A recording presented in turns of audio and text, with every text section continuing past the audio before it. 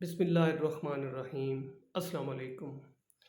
یوں تو شوگر کے مریض میں بے شمار ایسے فیکٹرز ہیں جس کی وجہ سے مریض کی شوگر نہ صرف کنٹرول نہیں ہو پاتی بلکہ بہت ساری دوائیاں کھانے کے باوجود، انسولین لگانے کے باوجود ان میں شوگر کی لاداد کمپلیکیشنز آ جاتی ہیں۔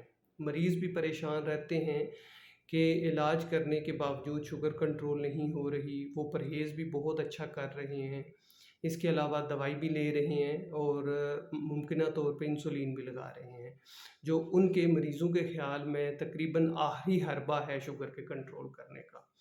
تو آج کی اس ویڈیو میں ایک انتہائی ضروری اسپیکٹ پہ بات کروں گا جس کو اکثر لوگ مریض اور ہیلتھ کیئر پروفیشنل یعنی کہ ہم جیسے ڈاکٹرز بھی اگنور کر دیتے ہیں۔ وہ پہلو یہ ہے کہ اگر پیشنٹ کو کرونک سٹریس ہے، اسپیشلی شوگر کے مریض کو اگر کرونک سٹریس ہے یا اس کو انزائٹی رہتی ہے، بے چینی پریشانی رہتی ہے یا مریض ڈپریشن میں رہتا ہے، تو کبھی بھی اس حالت میں مریض کی شوگر کنٹرول نہیں ہو پائے گی۔ کچھ فیکٹس اینڈ فگرز آپ کے سامنے رکھتا ہوں۔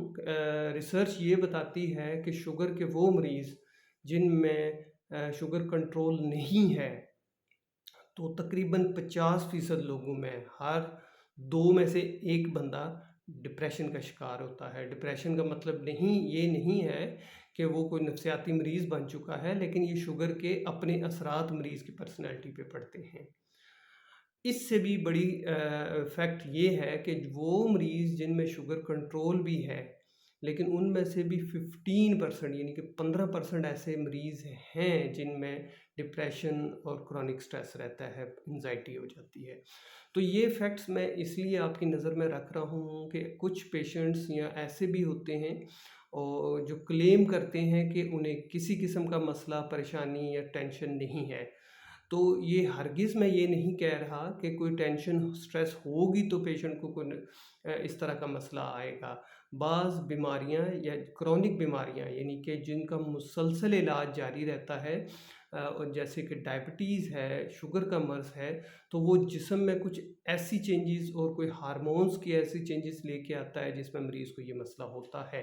اور اگر کسی پیشنٹ کو کلینکل ڈپریشن ہو یعنی کہ وہ چیز مریض کی زندگی کو افیکٹ کرنا شروع کر دے، اس کی نیند کو متاثر کرے، مریض میں چڑچڑا پن آ جائے، مریض کے تعلقات خراب ہونا شروع ہو جائیں، تو اس کو پھر ٹریٹمنٹ کی ضرورت پڑتی ہے۔ اس کے برعکس دوسرا اسپیکٹ یہ ہے کہ کسی ڈائبیٹک پیشنٹ جس کو کسی بیرونی یا کوئی انوائرمنٹل فیکٹر کی وجہ سے اس کو سٹریس، کرونک سٹریس رہتی ہے۔ کرونک سٹریس یا پریشانی 3 طرح کی ہو سکتی ہے، یا تو ورک ریلیٹڈ ہے، کوئی لوگ جابس ایسی کرتے ہیں جن میں ان کو مسلسل پریشانی یا سٹریس میں رہنا پڑتا ہے، ورک ٹائم بہت زیادہ ہوتا ہے، اپنے لیے ٹائم نہیں نکال پاتے، ایکسرسائز نہیں کر پاتے، 7-8 گھنٹے کی نیند نہیں کر پاتے اور ہمیشہ ایک بے چینی کی صورت میں رہتے ہیں، تو ایسے پیشنٹس کو اگر ڈائبٹیز بھی ہے تو یہ ان کے لیے زہر قاتل ہے۔ دوسری طرح کا سٹریس ارننگ ریلیٹڈ ہے، پیسوں کا ہوتا ہے، فائنینشیل ایشوز ہوتے ہیں مریضوں کو، اس کی وجہ سے پریشانی ہوتی ہے۔ آپ کو یاد رکھنا چاہیے کہ شوگر کوئی سستی بیماری نہیں ہے، اچھا خاصا اس پہ خرچہ ہوتا ہے اور اس کی دوائیاں بھی خاصی مہنگی ہیں، پھر وقتاً فوقتاً اس کے کچھ ٹیسٹ بھی کروانے پڑتے ہیں، چیک اپ بھی کروانا پڑتا ہے، تو انتہائی ضروری ہے کہ اس کے جو کاسٹ کو بھی مد نظر رکھا جائے۔ اور تیسرا جو سورس آف سٹریس ہے وہ فیملی ریلیٹڈ بھی ہوتا ہے، لوگوں کی فیملی کے اندر رشتہ داروں کے ساتھ، اپنی سبلنگز کے ساتھ کچھ مسئلے مسائل رہتے ہیں۔